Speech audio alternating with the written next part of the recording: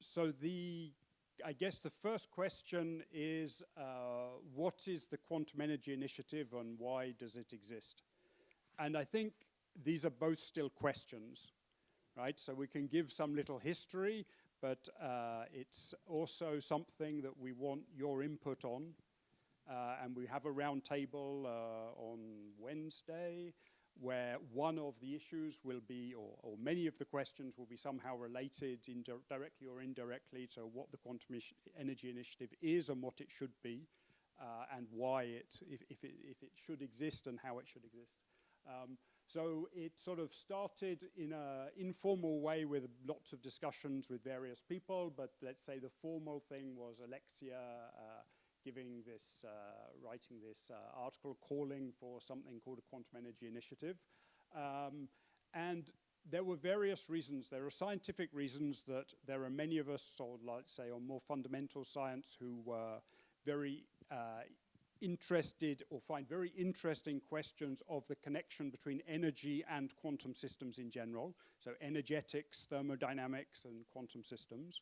The idea of not only looking at what a quantum system can do, but how much it consumes to do it.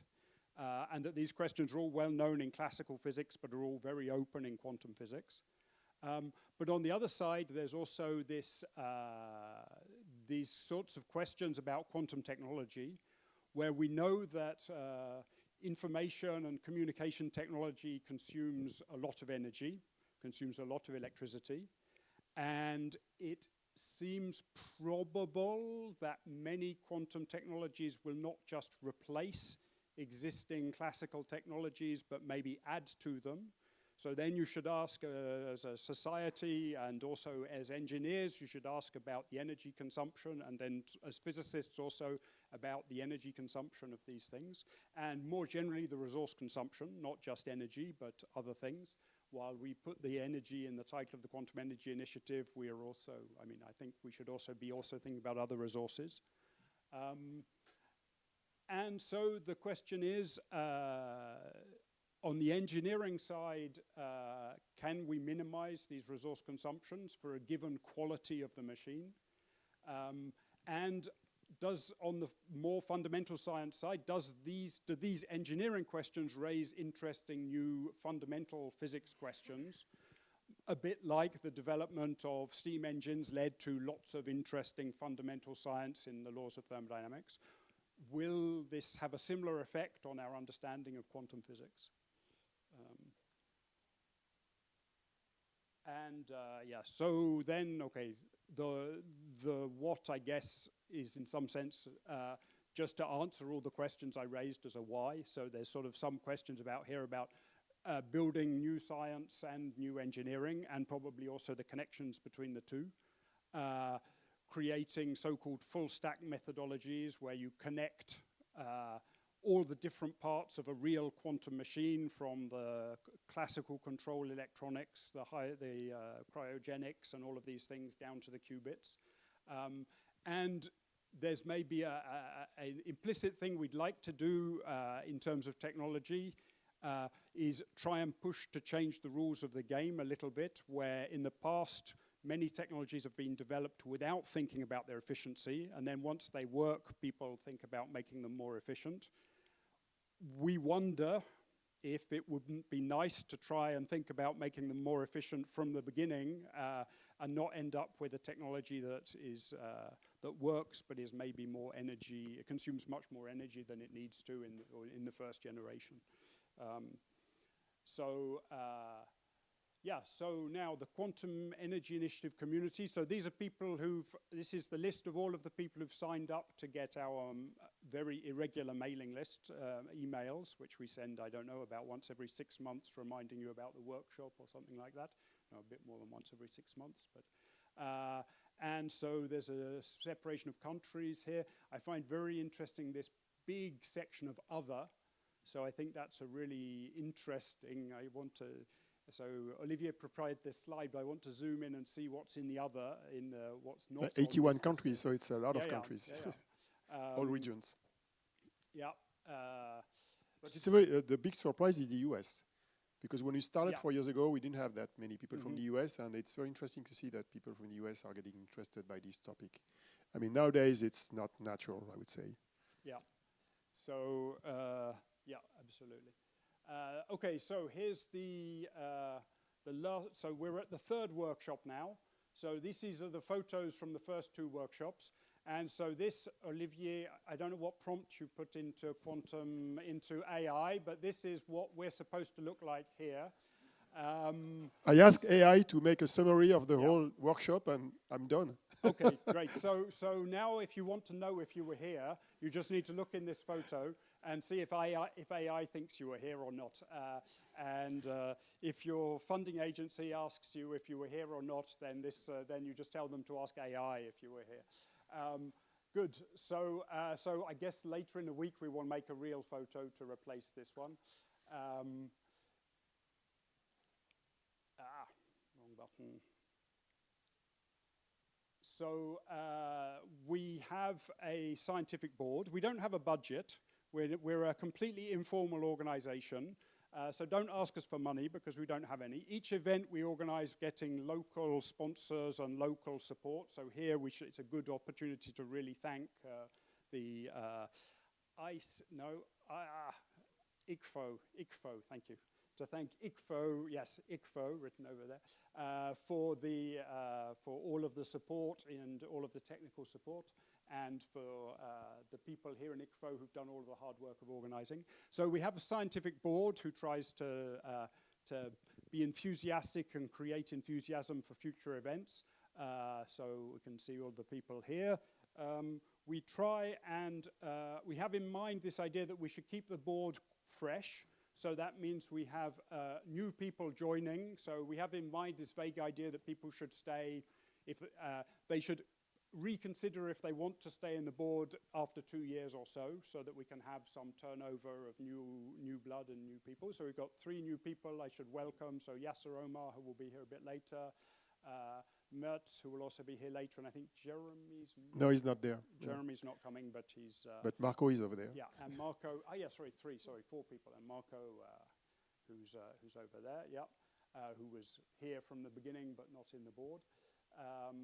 And then we should also thank people from the board who've left, but who made big contributions, particularly at the beginning when it was particularly challenging and difficult. So we've got Gavin Brennan, Federico Brito, Mario, Fabrice, Sabine, Janine, and Keita. So we should thank them. Maybe we should even applaud them because they did a lot of work at the beginning. And of course, the unfortunate thing is they're not here to hear our applause because, well, I don't think, no, so no one from the people who stepped down is here, yeah. But by the way, if you are interested, yeah, you can reach out to us. Yeah, so that's the subliminal message, but it's good to make it not subliminal, which is we're always interested in having new board members who want to be active and suggest new things. That will also be part of the roundtable. If you think there are things we should do that we're not doing at all, then maybe that's a good reason to join the board and to help motivate us and help us do them.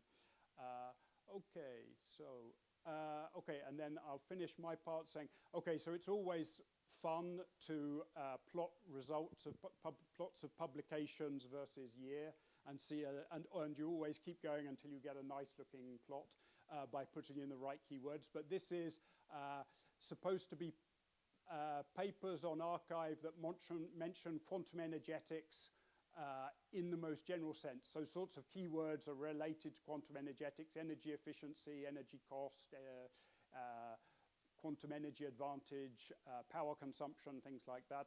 So it's, I don't know, it seems to be an order of magnitude bigger here than it was 10 years ago. So we will see if this curve is meaningful. What I didn't do in the curve, I didn't plot the number of archive papers, all topics considered, but because there's a big growth in archive as well. But still, it's on a log scale, it is growing. So that's interesting. But I think so. Perhaps the more interesting point is I think I already made it on the earlier slide that we think we still need new science and also new R&D engineering research. We all are well aware that quantum technologies are not yet really existing, and certainly there are going to be new scientific, fundamental science breakthroughs as well as R&D breakthroughs and engineering research that needs to be that will need to be done to if we want quantum engineering or quantum technologies, firstly to exist, and secondly to be energy efficient or resource efficient. And probably that means that definitely means we need to attract more curious people and make them talk to each other, make different communities talk to each other. So we can skip. So you want to present? Yeah, give me the mouse. If it drives you crazy, you can use it will drive me crazy. I can switch off this. This is just an observation. If you look at the way quantum science is evolving, you have in parallel work in the academic world, very fundamental work, like anything we can do on finding fundamental bounds in quantum thermo and stuff like that. But in parallel, there are companies who are creating products, and this is a very different scale and scheme. And what you see, particularly in quantum computing, is you have a lot of companies like Colab and the ones I mentioned here, who are publishing blueprints, and they are describing in a kind of engineering way what they want to do. And they usually have a full stack approach. So they describe software, error correction, the kinds of application they want to support, and then the hardware.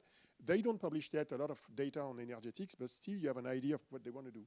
And the big difference between what those companies do and what we do in the academic world is they do system architecture and engineering at a global scale. And it goes up with, I'm lost, sorry. Do escape here, and it should go. No. When I click to get the next slide, it explain me where I should go. Okay, so the arrows. That's what I did. Okay. Well, whatever. And so you have also a lot of papers who do publish resource estimates, and which is a key thing in energetics. But we don't yet have a kind of standard way to measure the resources that are going to be required by those FTQC systems, which may be costly. And so we have a lot of papers which were published just since the beginning of the year. Most of the interest of those companies are to break the web and to break the internet because they want to use a Shor algorithm. But of course, we have also other papers who are more relevant, who are looking at resource estimates on chemical applications, for example, where it makes a lot of sense. But interestingly, people are looking at the resource to break the web, which is kind of nonsense in a way. And so it ends up raising a question, which is some of the systems that are being designed right now may consume actually a lot of power. And they may also being used for algorithms which last a long time. Sometimes it's in months, in years. So we have kind of two dimensions which are problematic. One is power, and the other one is computing time. And so it means we are in a situation where we are not just saying, oh, we're going to have some quantum energy advantage, or it's going to be better than classical computing. The actual systems may consume a lot of energy, which kind of raise the bar for us, because it creates a big question on how do you address that. And to give you an idea about what may happen, this is a chart which shows the power consumption of future FTQC systems, so in green, in orange, and red, compared to the largest supercomputers in the world, in power. It's not energy, it's power. And so what you see is some systems, particularly from Xanadu and Psyquantum, will consume or may consume more than the largest HPCs in the world, whereas a system from IBM, Starling and Blue Jay, which are supposed to be delivered in 29 and 33, may consume energy power between 1 and 6.5 megawatt, which is close to the largest systems as well. And some companies may, or at least in a declarative way, may consume less. And in yellow, you have existing systems, niche systems, but they don't deliver yet a generic quantum advantage. So it shows that this is a question. It's a big question.